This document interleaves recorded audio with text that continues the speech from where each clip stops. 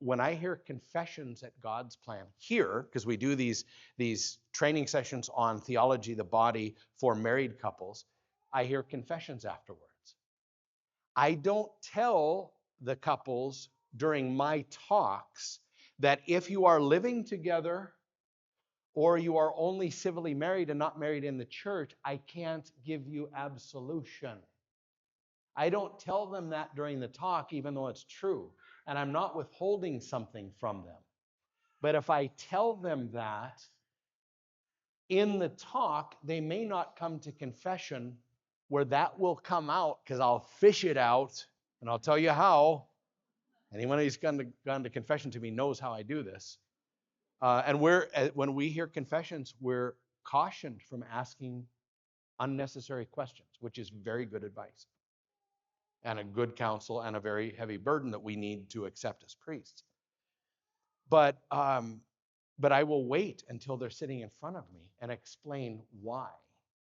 Because in a group like this, if somebody is already a little edgy about church teaching, or they have corners of dissent in their heart and think, well, the church is a misogynist medieval organization that keeps women down, and women can't be priests and all this kind of stuff, so obviously it's not about equality and stuff.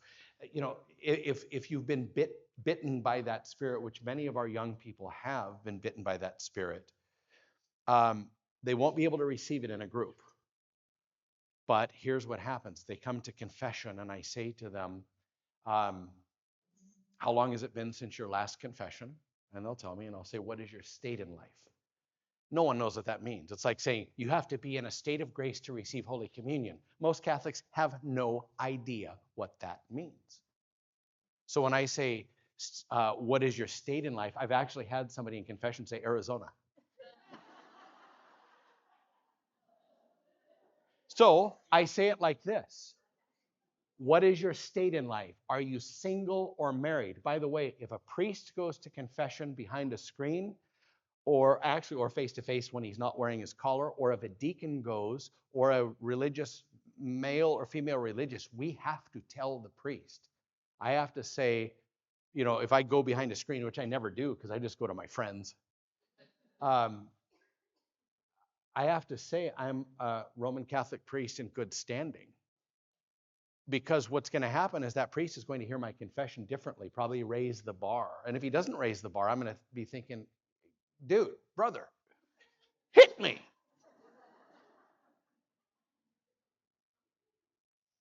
So I say, what is your state in life? Are you single or married? What's kind of funny is when the kid says, I'm 13. And I say, you realize you're behind a screen and I can't see you. I have to ask this question. And they still don't understand. They just think that guy's old and senile. So I say, are you single or married? If they say married, I say, are you married in the Catholic Church? So I do that in regular confession. And I've had a lot of people convalidate their marriage. And in fact, there's one couple here, I won't say who they are, but when I first met with them, it was one of the first couples I met with when I was here at Holy Cross. And the guy basically said, I'm doing this for her. And I said, all right, let's just set that aside for a minute. I looked him right in the eye. I said, that's a very nice thing for you to do for your wife, but God's got something in it for you too. And I want you to take that seriously, that this isn't about doing it for her. It's about God doing it for you individually and as a couple. And they were at Mass every Sunday after they got married in the church. It was so beautiful. To give them communion every time they were at Mass was just such a great joy. But I had to, and this guy's huge. He's the kind of guy that used to beat me up in high school. So here I am talking all tough in my sin fighting suit. And I'm thinking this guy's just going to boom. And then he'll have to go to confession, but he can't because he's not married.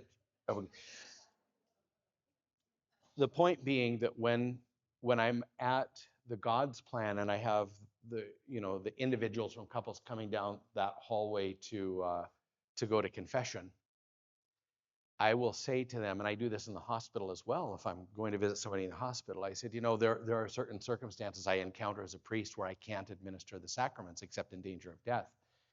And so I just need to ask you, are you living together without being married, or are you married outside of the church but not in the church? And if they say yes, then I say, then we have to have a conversation. And then I can have a good conversation, and almost all of them, 99% of people, walk out of there feeling encouraged, convicted, and ready to do something about it and to take the rest of their marriage preparation very seriously. On the other hand, when I was at another parish, I won't say which one, it wasn't this one, during Holy Week, we're hearing monstrous hours of confessions. And in one session of confession on one particular day, I had to tell 3 different people that I couldn't give them absolution because they're not married in the church. And they were like, it's Holy Week, I want to receive communion on Easter. And I think all 3 of them might have said to you, it's because of priests like you that people are leaving the church. Well, that hurts. I mean, I'm a human being. And the devil will have a field day with that on me, and I'll go, and then the doubts kick in. I got to take it to prayer and ask the Lord to straighten me out on that and make sure that I did what was pleasing to him. And he generally doesn't take long to confirm and say you did the right thing. But I might have to sleep on it. I might go the rest of that day in turmoil inside. Was I a bad priest? Did I do the wrong thing? Intellectually, I know I didn't, but I've got emotions and I'm a human being, and the devil knows how to mess with our emotions. So I say, Lord, just show me. And I got to ride out that interior storm. Did I do the right thing? And then he always, because I have a very weak soul. So he doesn't let me suffer for very long. Sometimes it's really intense, but not for very long. And I do believe it's because I have a weak soul.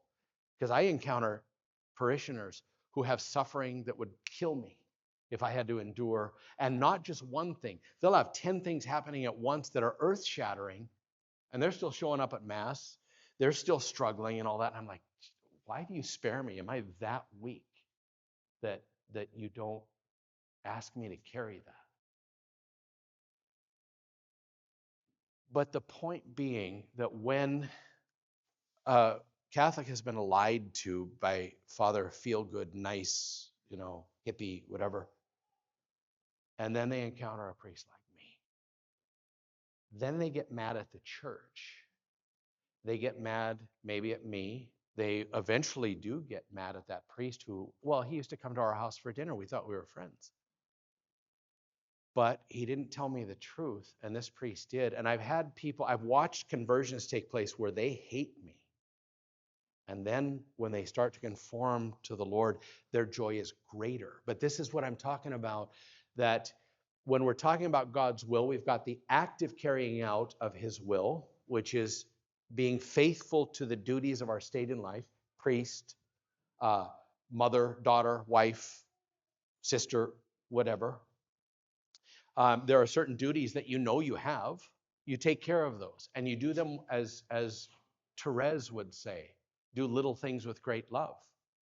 It's that simple to become holy, to do all of your duties with great love, even things that seem mundane or stupid. Clipping coupons, feeding the kids, washing the dishes, whatever it is, working and then being responsible for taking care of a home, whatever it is. Those are the pretty clear ones. The much harder ones, and it's really good that this conference is taking place during Lent, because the people at Our Lady of Guadalupe and Holy Cross have heard me say this a lot. It is far better during Lent to let God show you what he wants to give up than to give up chocolate or shopping or whatever.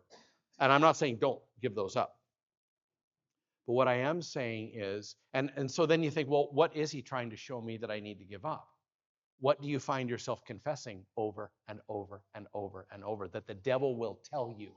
He'll whisper in your ear, you're not really serious about converting. You're not a serious Catholic, because if you were, you wouldn't have to confess the same things over and over and over. That's how the devil talks. What Jesus says is, I understand it's going to take a while because this stuff is deeply ingrained, but let me go in there and uproot it. Keep walking with me, keep trusting me, keep bringing your sin to me, in the sacrament of confession, and we will grow together, and I will take the weeds out and leave the wheat in your heart. And it may take a lifetime. The question is, are we willing to walk with Jesus in the tension of having repetitive sins that with our desire we would like to give up, but our will is not quite there because we haven't aligned our will with God's will, primarily because we don't know how to listen and we don't know how to read the signs of the times. I'm keeping an eye on the clock because unlike preaching at Our Lady of Guadalupe, I can't go over on this one. I had a guy come up to me after Mass probably 2 months ago. He goes, "Father, I liked your homily, but it went over." And you know how you always think about the perfect response 10 minutes too late? I was home and I thought, I should have used this one. I should have said to him, I went over what? Well, Mass is supposed to be an hour. Show me that in any church document. Show me that in any church document. Or people come into the confessional. Father, I've been waiting out here for an hour. That confession that you just finished took too long.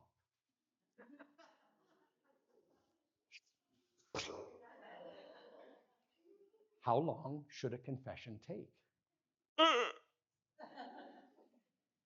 I guess it depends on what they're confessing. Thank you. Kneel.